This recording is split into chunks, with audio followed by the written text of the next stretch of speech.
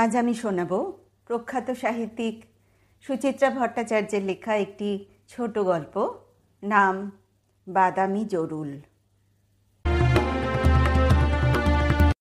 কুশিকে বিয়ে করবে বলে সব ঠিকঠাক।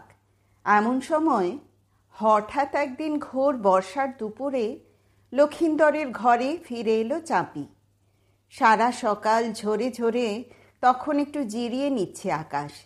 সেই ফাঁকে চাঁপি কখন এক রাশ মেঘ মাথায় নিয়ে বেড়ার ধারে এসে দাঁড়ালো। এক মনে দাওয়ায় বসে তখন সিগারেট টানছিল লক্ষিন্দর। বিকেলে আবার দোকান আছে, একটু ঘুমিয়ে নিলে হতো। শুয়েও ছিল, বাদ সাধল ঘন ঘোর আকাশখানা। ভরাট শরীর নিয়ে ঢলে পড়ছে গায়ের ওপর। আহ্লাদি বাতাস ছুটছে টাল মাটাল। ভেজা ধরিত্রীর বুকে সরস যুবতী গন্ধ। এমন সব দিনে একা ঘরে কার না মন আনচান করে। লক্ষিন্দরেরও করল। না, আর দেরি নয়, এই শ্রাবণেই কুশিকে ঘরে এনে তুলতে হবে। বিয়েটা যখন করতেই হবে, এই বেলা হয়ে যাক। বৃন্দাবন সর্দার আর বেশি গলবে বলে মনে হয় না। বুড়ো হাড় শেয়ানা। এক গাং জল ঘোলা করে তবে আংটি আর রেডিও দিতে রাজি হয়েছে। তেমন চাপাচাপি করলে ঘড়িটাও বাগানো যায়। না থাকবে, বুড়ো মরলে জমি জায়গার একটা ভাগ তো তারই। ছেলে যখন নেই, বৃন্দাবনের সব কিছুই 5 মেয়ের ভাগে হবে। কুশিকে দিয়ে ধানকল আর মুদি দোকানটা আগে ভাগে যদি লিখিয়ে নেওয়া যায় তো ব্যাস, এ জন্মের মতো নিশ্চিন্ত। বুড়ো দিলেও দিতে পারে। বলতে গেলে ও দুটোর ভার এখন একরকম লক্ষিন্দরেরই। আর 4 জামাই থাকে দূরে দূরে, তবে ইদানিং তার দাম কদর দেখে তাদের চোখ করকর করছে। শ্বশুরবাড়ি এলে আরে ঠারে কথা শোনায়। আরে বাবা, তোদের মতো আমার ভাগে যে টুকটুকে বউ পড়ল না, তার বেলা।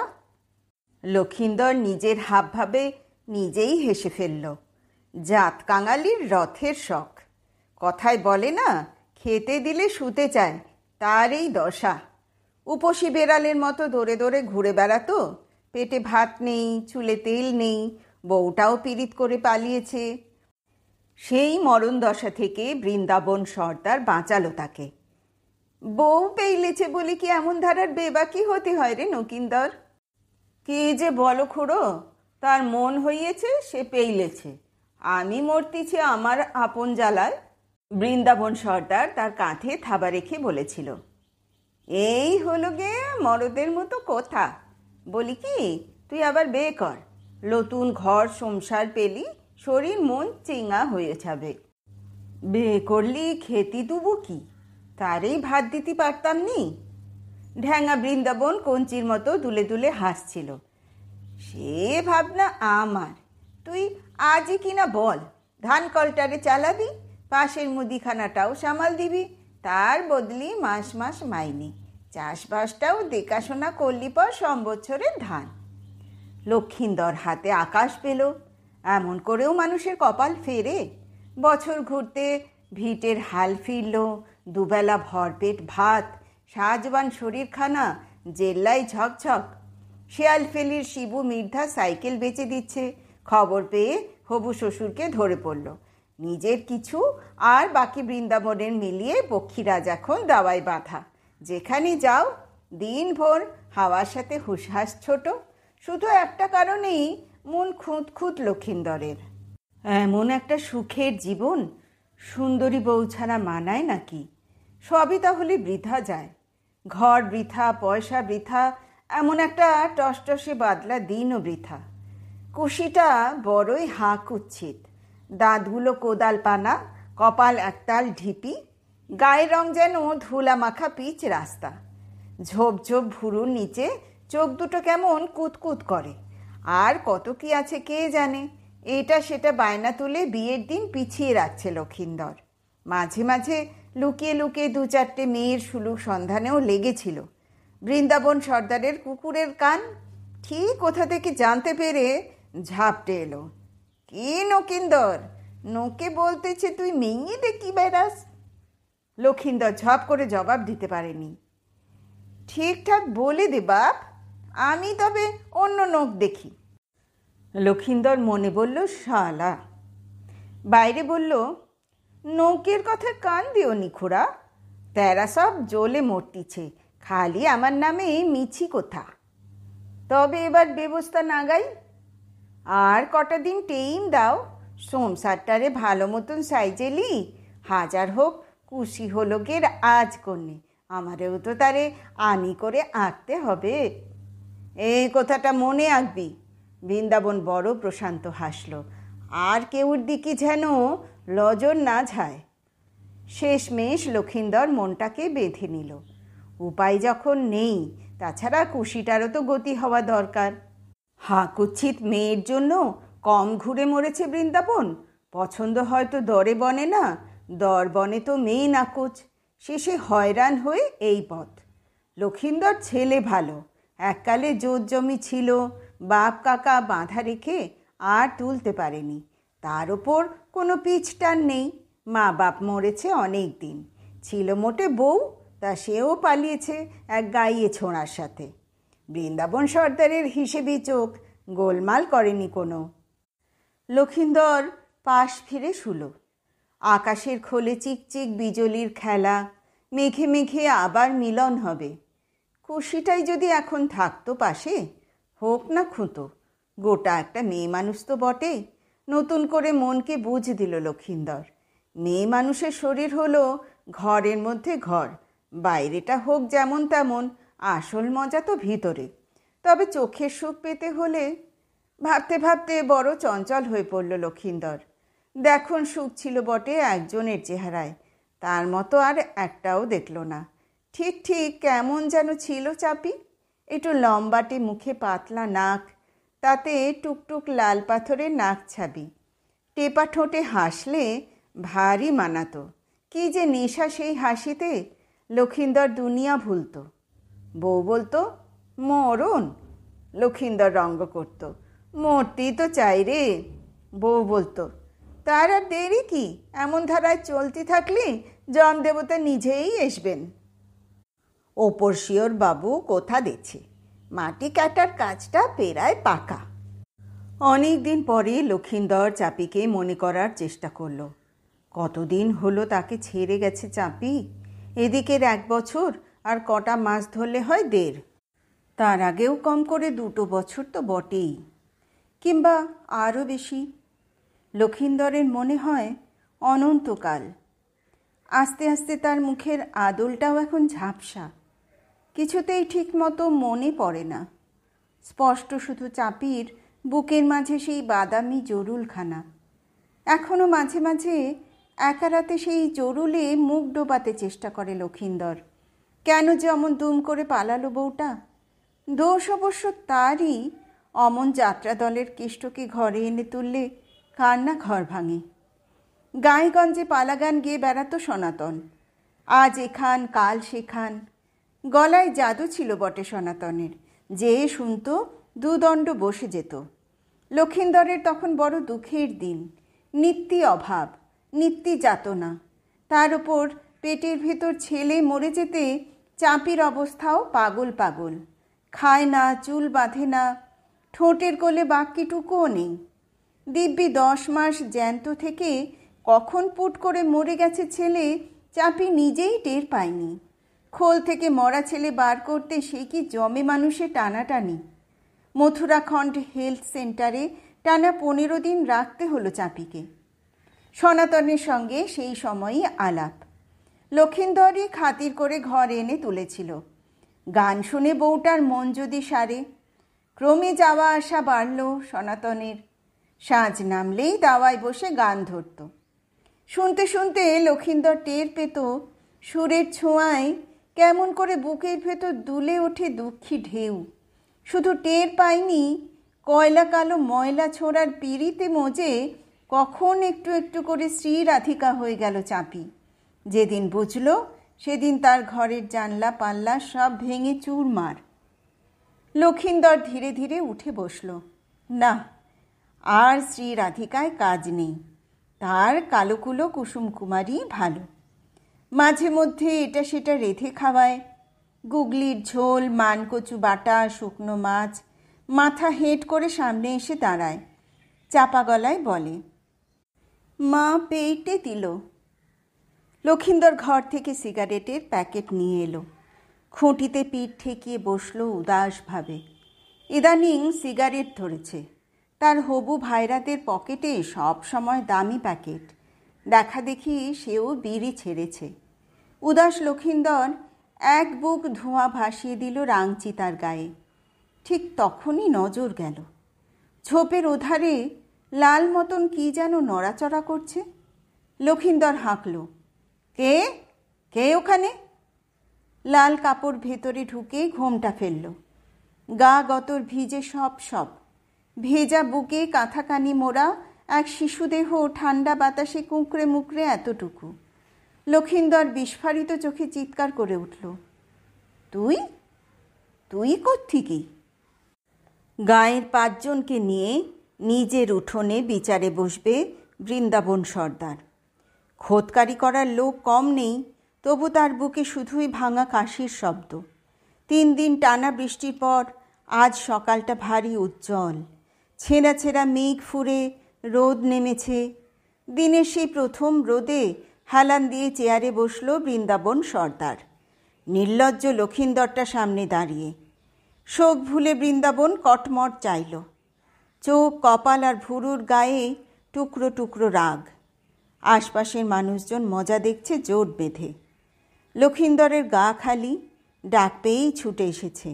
জামাখানা পর্যন্ত গায়ে দেওয়া হয়নি। রোদ আর ছায়া আঁকিবুকি কাটছে তার চওড়া কাঁধে, হাতের পেশিতে, পেটানো বুকে। বৃন্দাবনের রাগে বলাই মাঝে ফোড়ন দিল, এমন ধারার নেমো খারামি তুমি মেনে নিও নি বৃন্দাবন। হয় এ গায়ে তুমি থাকবে, নয় ও শালার নকা। পাঁচু কনুইয়ের গুঁতো দিল বলাইকে, এটা একটু বেশি হয়ে গেল না জ্যাঠা? তার পাঁটা সে ন্যাজে কাটে কি মুড়োয়, তার বিচার করার তোমরা কে? তুই চুপ কর দিনি ছোঁড়া। ধমকের ধরন দেখে খিলখিলিয়ে হেসে উঠল বৌচিরা। বৃন্দাবনের বিধবা বোন মুড়ো ঝাঁটা চালিয়ে উঠোন ঝাঁটাচ্ছিল। লক্ষিন্দর যেখানে দাঁড়িয়ে সেই আম গাছের গোড়া অবধি ঠেলে দিল ধুলো ময়লা। বলিহারি নৌকা, তুই আবার ওই বউ ঘরে তুললি কোন মুখী? শরীরে তোর মরদের অক্ত নাই? লক্ষিন্দরের গরু চোর মুখ ঝুলে পড়ল। কি করে সে বোঝায়? কাল বিকেল থেকে তার হিসেবেও সব গণ্ডগোল হয়ে গেছে। চাপি যে ওভাবে ফিরে আসবে কেই বা ভেবেছিল? বৃন্দাবন সর্দার কথা বলল অনেকক্ষণ পর। রাগ গিলতে গিয়ে গলা ঘর ঘর। মাগি আবার কি মনে করে এইচে? লক্ষিন্দর একবার মুখ তুলেই চোখ নামালো। এক মাথা ঝাঁকড়া চুল কামড়ে ধরেছে কপাল, মুখখানা শুকিয়ে আমসি। কে রে, জবাব দিস না কেন? হ্যাঁ? কি জবাব দেবে লক্ষিন্দর? উত্তর তার নিজেরই জানা নেই। শুধু আসন্ন বিপদের চিন্তায় বুক এখন তোলপাড় তার। বুক নয়, যেন চালু হাস্কিং মেশিন। সুইচ টিপেও থামানো যায় না। ঘস ঘস ঘ্যাসর ঘ্যাসর শব্দ তুলে চরচর ভেঙে যাচ্ছে আশা ভরসা। বলাই মাঝে উঠোন ভেঙে এগিয়ে এলো। কে রে, কে জিজ্ঞেস করতেছে বল? লক্ষিন্দর পায়ে পা ঘষল। আপনি এসে না তেরে দেছে? জানিনি। ভালো অগর রে শালা, মাগি কাল দুপুর থেকে তোর কাছে হয়েছে, আট পর পুরনো পিড়িতে অং মারলি, আর সে খবর জানিস না? লক্ষিন্দর দুদিকে মাথা নাড়ল। বউরে জিজ্ঞেস করিসনি কেন এইচে? লক্ষিন্দর থুতু গিলল। করেছিলাম। কি বললে? বলে মেয়ে নোকের ভাতার ঘরে আসতি কোনো কারণ নাগে নাকি, মন হয়েছে তাই এইচি। বৃন্দাবন সর্দার ভেঙচে উঠল। ও হো হো হো, মন হয়েছে তাই এইচি? মাগি যে এক্কেরে সতী সাবিত্রীর রে। হ্যাঁ? কথার ঢঙে চারধারে থোকা থোকা হাসির গড়াগড়ি। বৃন্দাবন চোখ পাকালো। থামো তোমরা, আগে ওরে সব কথার জবাব দিতে দাও, তবে ব্যবস্থা। লক্ষিন্দর হাঁটু মুড়ে বসে গেল বৃন্দাবনের সামনে। আমারে মাপ করি দাও খুড়ো, সব কাজগুলোন খেয়েও নি, মুদিখানার কাজটা শুধু। আগে কথার জবাব চাই। লক্ষিন্দর হাত জোর করল। তোর বউ যেন সোনাতলের সঙ্গে কবে পেলেছিল? এগো তা অনেক দিন। তা একদিনে কটা হয়েছে? ওই একটা না আরও আছে? বলতেছে তো একটাই। সনাতন তারে নীতি আসবে নি? জানিনি। এলি কি করবি? মাগ ফিরে দিবি? লক্ষিন্দর চুপ। কিরে বল, ফিরে দিবি তো? লক্ষিন্দর তবু রা করে না। বৃন্দাবন উত্তেজনায় দাঁড়িয়ে পড়ল। এখনও যদি লক্ষিন্দর তাকে ফিরিয়ে দেয় তবে কথা চলে। গলার স্বর নরম হলো। এইভাবে তুই কোথা ভাঙবি নৌকা? বাছুর শুদ্ধ গাইয়ে তোর কি সুখ? তাছাড়া সে নষ্ট মেয়ে ছেলে, তারে ঘরে তুললি 5 গ্রামের নোক থুতু দেবে তোরে। লক্ষিন্দরের মুখে কিছু ভাঙচুর হলো মাত্র। বৃন্দাবন অস্থির পায়ে উঠোন ঘুরল। পাকা ঘরে চৌকাঠে নারী শরীরের ছায়া। চিনতে ভুল হয় না, মেয়েটা তার বড় ঠান্ডা। দিনুমানে দুটো কথা বলে কি বলে না। রূপের তেজ থাকলে এমনটা হয়তো হতো না।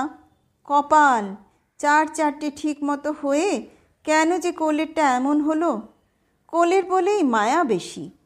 ওর মা বলছিল রাতভর নাকি ঘুমোয়নি, একা একা কেঁদেছে বিছানায়। লক্ষিন্দরকে মন দিয়ে বসে আছে হতভাগী। ওর যদি কিছু হয়ে যায়। অসহায় বৃন্দাবন লক্ষিন্দরের কাঁধ খামচে ধরল।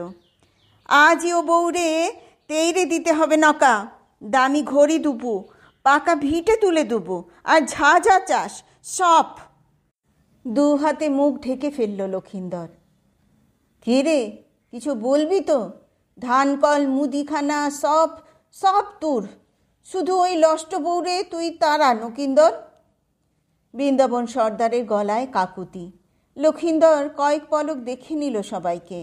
বৃন্দাবন সর্দার, বলাই মাঝি, কুন্তি পিসি, এমনকি দরজার আড়ালে দাঁড়িয়ে থাকা কালো ছায়াটাকেও। কুশি বড় আঘাত পেল। উপায় কি? সে তো আর গায়ে পড়ে তাকে বাঁধতে চায়নি। কেউ যদি মরে নিজের দায় মরুক। গায়ের লোকের ধার ধারে না লক্ষিন্দর। নিজেকে সামলে স্পষ্ট গলায় বলল, আগ করুনি খুড়ো। কতদিন পর আমার ঘরের ইজ্জত ঘরে ফিরিয়ে এলো, কোন মুখে তারে তেইরে দিই বলো? আর 5টা ভিটের থেকে তফাতে লক্ষিন্দরের ঘর। 1 ফালি পুকুর আর 2টো ঝোপঝাড় বাদ দিলে 4 ধারে শুধু ধান বাঁধা। ফাঁকা রাস্তায় বহুদূর থেকে নজরে আসে ভিটের চাল। দিনের শেষে আলপথ বেয়ে ঘরে ফিরেছে লক্ষিন্দর। গোটা দিন তাল বেতাল ঘুরে মরেছে। মন জুড়ে খালি উল্টো সিধের জড়ামড়ি। এক মনের সঙ্গে অন্য মনের লড়াই। এ মন যদি হ্যাঁ বলে তো ও মন বলে না। কিছুতেই মনে মন মেলানো গেল না। কচি কচি বীজতলায় চারদিক ভরাট। লক্ষিন্দর আল ছেড়ে মাটির রাস্তার উপর উঠল। কালও পৃথিবীটা একরকম ছিল, আজ অন্য রকম। দিনভর 1 ফোঁটা বৃষ্টি নেই। ভ্যাপসা গরম থমকে আছে। মাটির শরীরে আলগা তাপ। লক্ষিন্দর ঘাড় গলা মুছে ঘরের দিকে চাইল। আবছা অন্ধকারে টেমিখানা টিপ টিপ জ্বলছে। কতদিন পর সাঁঝের বাতি পড়ল ঘরে। লক্ষিন্দরের বুকখানা চলকে উঠল। একসময় কেরোসিনের অভাবে ঘরে বাতি জ্বালাতে পারত না চাঁপি। মুখ কালো করে বসে থাকতো আঁধার ঘরে। লক্ষিন্দর ঘরে এলে ঝগড়া করত। একা একা অন্ধকারে এভাবে থাকতে পারবো নি বলে দিলুম। শুনে শুনে একদিন সে বলেছিল, নাও দুটারে কাল পেরি দিস, হাটে বেচে কেরাস তেল কিনবো। চাঁপি বলেছিল, ও নাও এ তুমি হাত দিবে নি, ওগুলোন ঘরের জন্যে, ক্ষমতা থাকলে রোজগার করি ঘরে বাতি দিবে। কথায় কথা বাড়ে, রাগে রাগ। ঝগড়া করতে করতে কতদিন মেজাজ হারিয়েছে লক্ষিন্দর। দুমদাম 2-4 ঘা বসিয়ে দিয়েছে পিঠে। চাপির তখন সে কি কান্না। আধারে গাঙে টলমল ঢেউ খেলে যাচ্ছে যেন। শেষে বউ ভোলাতে কত রকম তোষামোদ করা, পায়ে ধরে সাধাসাধি। ঘরে আজ কেরোসিন মজুদ। 8 শিশি কেরোসিন পেলে কি খুশিই না হতো চাঁপি।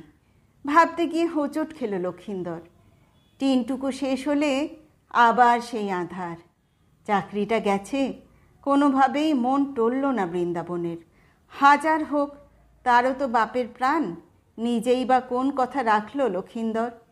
কুশিটা নাকি খুব কেঁদেছে, একবার মন হতে বলে ফেলেছিল, দুটো বউই আঁকবো।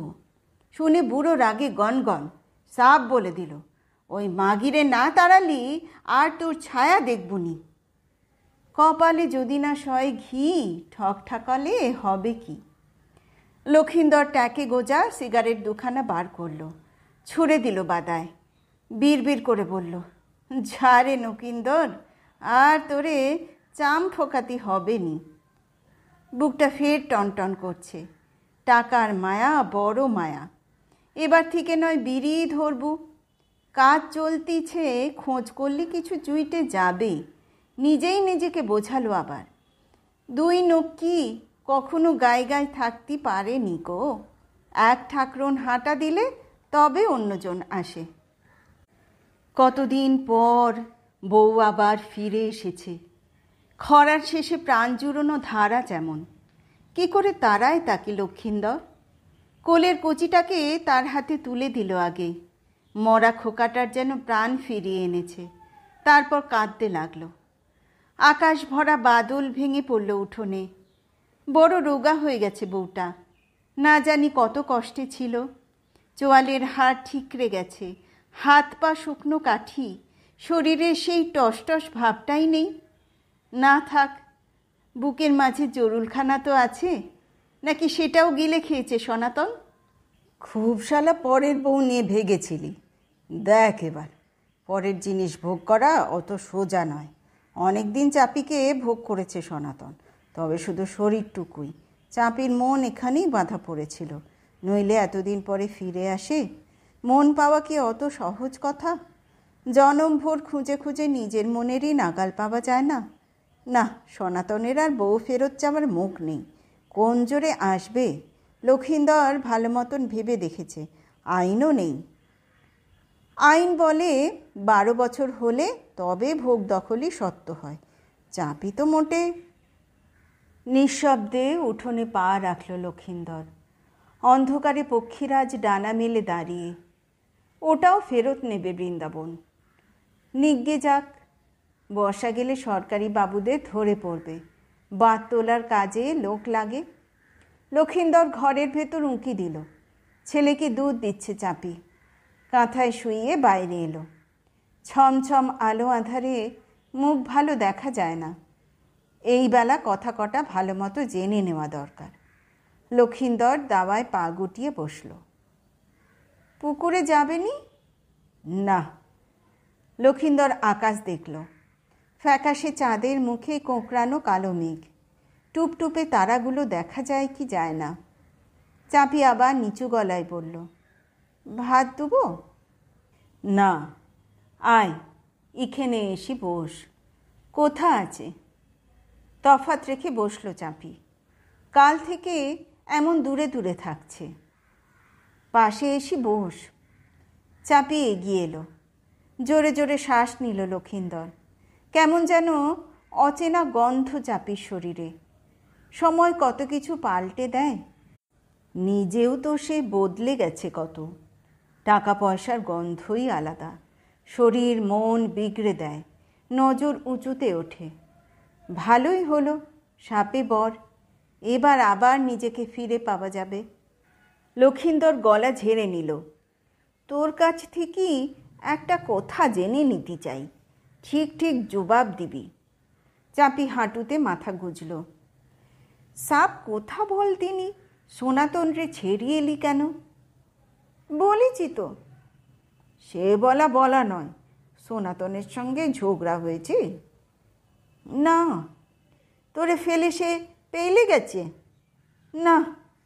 তবে কি? কি আবার? লক্ষিন্দরকে অবাক করে চাপি হঠাৎ ফোঁস করে উঠল।